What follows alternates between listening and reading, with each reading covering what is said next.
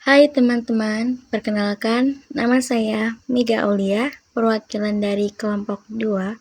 Di sini saya akan membahas mengenai pemikiran ekonomi Abu Yusuf. Mari kita simak berikut ini.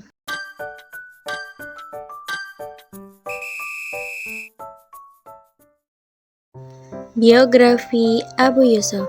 Abu Yusuf merupakan seorang fuqaha yang sesungguhnya lahir di masa Umayyah, namun mulai berkarya dengan kualitas yang diakui di masa Abbasiyah. Adapun nama panjang dari beliau yaitu Imam Abu Yusuf Yaqub bin Ibrahim bin Habib Al-Ansari Al-Jalbi Al-Kufi Al-Baghdadi. Dipanggil Al-Ansori karena ibunya masih keturunan dari salah seorang sahabat Rasulullah SAW, yaitu Sa'ad Al-Ansori. Beliau dilahirkan di kota Kufah. Pada masa kecilnya, beliau memiliki ketertarikan yang kuat pada ilmu pengetahuan. Abu Yusuf menimba ilmu kepada banyak ulama besar. Pendidikannya dimulai belajar hadis dari beberapa tokoh. Beliau juga ahli dalam bidang fikih dan merupakan salah satu murid terkenal Abu Hanifah. Berikut ini merupakan pemikiran ekonomi Abu Yusuf. Yang pertama, kebijakan fiskal. Dalam teori ekonomi klasik, kebijakan fiskal biasanya didasarkan pada kemampuan pemerintah dalam menarik pajak dan memicu tarif pada subsidi asing. Kebijakan ini dikenal dengan kebijakan keuangan publik, yaitu suatu kebijakan yang berkenaan dengan pemeliharaan pembayaran dari sumber-sumber yang dibutuhkan untuk memenuhi kebutuhan publik dan pemerintahan. Dalam pandangan Abu Yusuf mengenai kebijakan fiskal, dalam kitab Al-Kharij-nya dibagi menjadi dua bagian, yaitu yang pertama, pendapatan negara. Pendapatan negara ini meliputi perpajakan dan ghanimah. Yang kedua, ada pengeluaran negara, meliputi belanja pegawai, pengeluaran militer, dan zakat. Selanjutnya, pembahasan mengenai keuangan publik. Kekuatan utama pemikiran Abu Yusuf ialah masalah keuangan publik dengan daya observasi dan analisisnya yang tinggi. Abu Yusuf menjelaskan masalah keuangan dan menunjukkan beberapa kebijakan yang harus diputuskan untuk meningkatkan pertumbuhan ekonomi dan kesejahteraan rakyat. Beberapa saran tentang cara-cara memperoleh sumber perbelanjaan untuk pembangunan jangka panjang seperti membangun jembatan dan bendungan, serta menggali saluran-saluran besar dan kecil. Secara umum, penerimaan negara dalam Daulah Islamiyah yang ditulis oleh Abu Yusuf dapat diklasifikasikan dalam 3 kategori utama, yaitu yang pertama, ghanimah. Ghanimah ialah segala sesuatu yang dikuasai oleh kaum muslim dari harta orang kafir melalui peperangan. Yang kedua, sedekah. Sebagai salah satu instrumen keuangan negara, zakat tetap menjadi salah satu sumber keuangan negara pada saat itu. Yang ketiga, harta fau. Segala sesuatu yang dikuasai kaum muslimin dari harta orang kafir tanpa peperangan termasuk harta yang mengikutinya, yaitu kharaj tanah tersebut, jizyah perorangan, dan usyar dari perdagangan. Selanjutnya pembahasan tentang jizyah. Jizyah adalah pajak per kapita yang diwajibkan oleh negara Islam kepada laki-laki dewasa non-muslim yang tinggal di wilayah Islam. Adapun tarif jizyah tidak ditentukan secara pasti dalam Islam. Biasanya tarif jizyah ditetapkan oleh pemimpin negara Islam berdasarkan kemampuan ekonomi penduduk non-muslim. Pada zaman Rasulullah, tarif jizyah berkisar antara 12 dirham hingga 48 dirham per tahun. Yang kedua, usyar. Usyar adalah pajak perdagangan yang dikenakan atas barang-barang yang diperdagangkan atau bea cukai. Selain itu, usyar ialah pajak yang dikenakan atas hasil pertanian atau perkebunan. Kemudian ada prinsip-prinsip usyar. Abu Yusuf mengungkapkan prinsip bahwa usyar harus ditetapkan secara adil dan proporsional, tidak memberatkan petani atau pengusahanya. Tarif pajak usyar yang pertama, pedagang muslim umumnya yaitu 2,5%. Yang kedua, pedagang non-muslim yaitu 5%. Yang ketiga, nisab atau batas minimum yaitu 200 dirham. Pajak ini digunakan sebagai sumber pendapatan negara yang digunakan untuk kepentingan umum seperti pembangunan infrastruktur, pertahanan negara, dan kesejahteraan rakyat. Yang ketiga, kharaj. Kharaj adalah pajak tanah yang dikenakan atas tanah pertanian yang dimiliki oleh non-muslim di wilayah Islam. Tarif pajak kharaj bervariasi tergantung pada jenis tanah, tingkat kesuburannya, dan hasil panen. Kepemilikan negara. Abu Yusuf, murid sekaligus rekan Imam Abu Hanifah, merupakan tokoh penting dalam perkembangan pemikiran ekonomi Islam. Pandangannya mengenai kepemilikan negara menjadi landasan bagi sistem keuangan publik pada masanya. Berikut pembahasan yang lebih lengkap. Yang pertama, konsep kepemilikan negara, di antaranya tanah mirus atau tanah tak bertuan.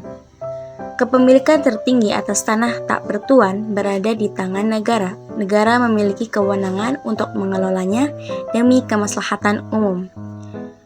Hasil bumi dan SDA atau sumber daya alam. Abu Yusuf memandang hasil bumi dan sumber daya alam yang belum dikuasai individu menjadi bagian dari kepemilikan negara. Hasil pengelolaannya dapat dimanfaatkan untuk kepentingan publik. Yang kedua, pengelolaannya kepemilikan negara. Prinsip-prinsip yang beliau sampaikan meliputi keadilan sosial. Negara berkewajiban memberikan kesempatan kepada rakyat untuk mengelola tanah mirus. Skema bagi hasil atau sewa lahan bisa diterapkan. Penerimaan negara atau kharaj. Hasil yang diperoleh dari tanah atau sumber daya milik negara dikenakan pajak. Pajak ini menjadi sumber pendapatan untuk membiayai kepentingan umum seperti infrastruktur, kesejahteraan masyarakat, dan pertahanan. Besaran pajak ditentukan berdasarkan jenis tanah dan hasil panen. Pemanfaatan optimal. Negara perlu memastikan pemanfaatan optimal tanah dan sumber daya milik negara. Ini bisa dicapai melalui pemberian insentif kepada pengelola yang produktif. Yang ketiga, dampak pemikiran Abu Yusuf, di antaranya sistem keuangan publik yang kuat, peningkatan produktivitas, keadilan sosial. Pembahasan mengenai menghidupkan tanah yang mati. Abu Yusuf, seorang cendekiawan muslim berpengaruh di bidang ekonomi Islam, memiliki pandangan yang menarik tentang menghidupkan tanah yang mati. Inti pemikiran bisa ditemukan dalam kitab Al-Kharaj. Menurut Abu Yusuf, tanah yang mati tak bertuan harus diberikan kepada pihak yang sanggup, yaitu yang pertama, mengembangkan dan menanaminya. Tanah tersebut tidak boleh terlantar dan harus dimanfaatkan untuk pertanian atau kegiatan produktif lainnya. Yang kedua, membayar pajak atau kharaj. Hasil yang diperoleh dari tanah tersebut harus dikenakan pajak sesuai ketentuan yang berlaku. Ini merupakan sumber pendapatan negara untuk kepentingan umum. Pemikiran ini didasarkan pada beberapa hal, yaitu maslahah atau kemaslahatan, mengelola tanah mati menjadi produktif memberikan manfaat bagi individu, petani, dan negara melalui pajak. Kemudian keadilan sosial, memberikan kesempatan bagi masyarakat untuk mengelola tanah dan meningkatkan kesejahteraan. Kemudian peningkatan ekonomi negara. Dengan semakin banyak tanah yang dikelola, pendapatan negara dari pajak pun meningkat. Ini bisa digunakan untuk pembangunan dan kesejahteraan rakyat. Abu Yusuf juga menekankan peran pemerintah dalam menghidupkan tanah mati. Beberapa saran yang beliau sampaikan yaitu pembersihan dan pembangunan infrastruktur. Pemerintah bisa berperan aktif dalam membersihkan saluran air lama dan membangun yang baru. Ini mendukung produktivitas pertanian. Dengan diterapkannya konsep ini, diharapkan dapat terwujud peningkatan hasil produksi pertanian, pertumbuhan ekonomi yang berkelanjutan, dan keadilan sosial bagi masyarakat. Mekanisme pasar. Menurut Abu Yusuf, konsep pasar yang islami mirip dengan apa yang disebut pasar persaingan sempurna dalam ekonomi konvensional, yaitu persaingan dalam bingkai nilai dan moralitas.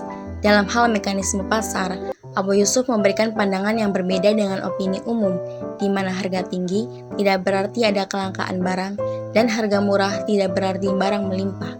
Tetapi ada variabel lain yang menentukan pembentukan harga.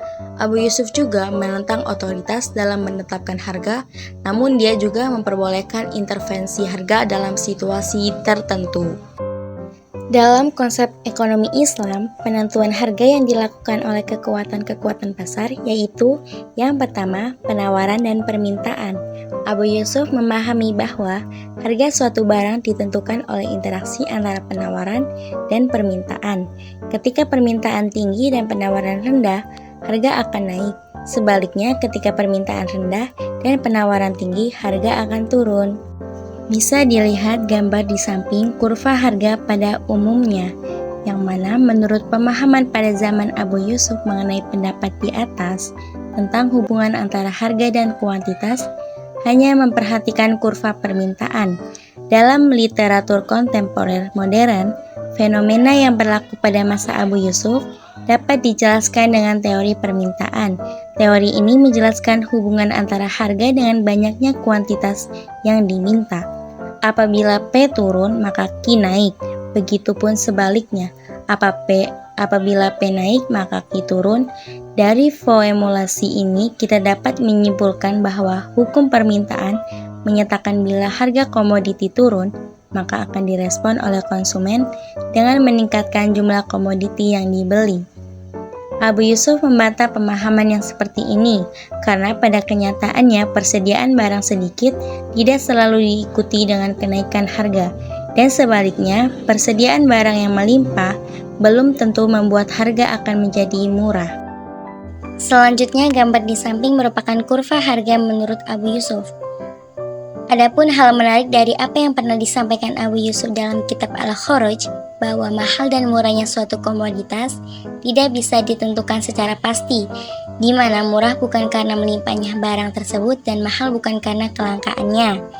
Harga-harga tetap mahal P3 ketika persediaan barang melimpah Q3, sementara harga akan murah walaupun persediaan barang berkurang Q4.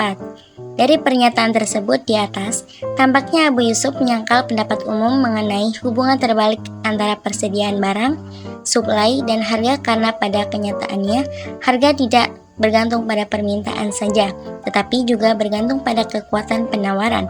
Oleh karena itu, peningkatan atau penurunan permintaan. Yang kedua, peran pemerintah. Abu Yusuf menekankan peran pemerintah dalam menjaga stabilitas pasar. Pemerintah dapat melakukan intervensi pasar seperti menetapkan harga minimum dan maksimum untuk melindungi konsumen dan mencegah monopoli. Yang ketiga, etika bisnis. Abu Yusuf mengatakan bahwa setiap benda yang apabila ditahan atau ditimbun menyebabkan gangguannya bagi manusia adalah monopoli. Semakin meningkat kebutuhan orang terhadap barang tersebut, makin besar pula dosa orang yang memonopolinya, terutama adalah bahan makanan, terutama lagi bahan makanan pokok mendesak. Pemikiran ekonomi Abu Yusuf tentang mekanisme pasar. Yang pertama, pasar bebas. Abu Yusuf mendukung sistem pasar bebas di mana harga ditentukan oleh interaksi antara penawaran dan permintaan. Dia percaya bahwa intervensi pemerintah yang berlebihan dapat mengganggu mekanisme pasar dan menyebabkan inefisiensi. Yang kedua, persaingan sehat. Abu Yusuf mendorong persaingan sehat di antara para pedagang. Dia percaya bahwa persaingan akan mendorong inovasi dan efisiensi serta memberikan pilihan yang lebih banyak kepada konsumen. Yang ketiga, keadilan sosial. Abu Yusuf menekankan pentingnya keadilan sosial dalam mekanisme pasar.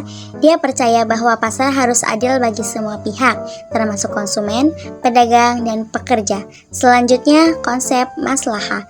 Abu Yusuf menggunakan konsep maslahah sebagai landasan pemikirannya tentang mekanisme pasar. Dia berargumen bahwa sistem pasar haruslah memberikan manfaat bagi semua pihak dan tidak boleh merugikan siapapun. Selanjutnya, yang kelima, peran zakat. Abu Yusuf melihat zakat sebagai instrumen penting untuk mencapai keadilan sosial dalam mekanisme pasar. Zakat dapat membantu mendistribusikan kekayaan secara lebih merata dan membantu orang-orang miskin. Selanjutnya, implementasi masa lalu. Pada masa kejayaan Islam, pemikiran Abu Yusuf tentang mekanisme pasar diterapkan dalam berbagai bentuk, di antaranya yang pertama, pasar tradisional, yang kedua peran pemerintah, yang ketiga etika bisnis. Kemudian, implementasi masa kini. Pemikiran Abu Yusuf tentang mekanisme pasar masih relevan dengan konteks masa kini. Beberapa contoh implementasinya di masa kini, yang pertama pasar bebas, yang kedua persaingan sehat, dan yang ketiga keadilan sosial. Demikianlah penjelasan materi mengenai pemikiran ekonomi Abu Yusuf. Terima kasih, semoga bermanfaat dan dapat dipahami oleh teman-teman semuanya. Wassalamualaikum warahmatullahi wabarakatuh.